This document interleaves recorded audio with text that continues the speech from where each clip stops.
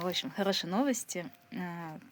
Есть группа у нас, «Мамочки Светлова» называется. Группа организовалась 25 октября, то есть за меньше, чем период 3 месяца. Сейчас прислали итоги. 47 собак спасенных. Это вот есть чат, да, есть команда, есть группа. Это вот те люди, кто финансово, делами, деньгами, вот руками решает, помогает. 47 собак.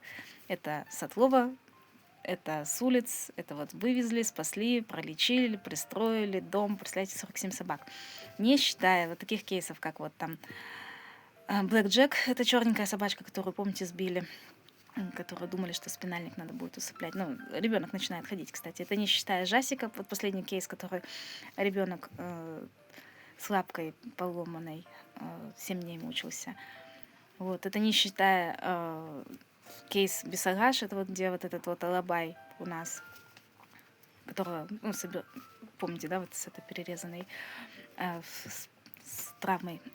И это не считая кейса вот этого поджигателя алабая, вот. И не считая всяких вот таких вот доберманов дополнительных, питбулей, которыми у нас Жанна занимается. Ну, короче, около 60 собак команда. Около 60 собак. Представляете, как классно? Я сейчас тоже этот список опубликую. Короче, супер, работаем, братья. Ну, классно на самом-то деле, подводя итоги такие. Говорит, что у нас все хорошо, а будет еще лучше. Спасибо.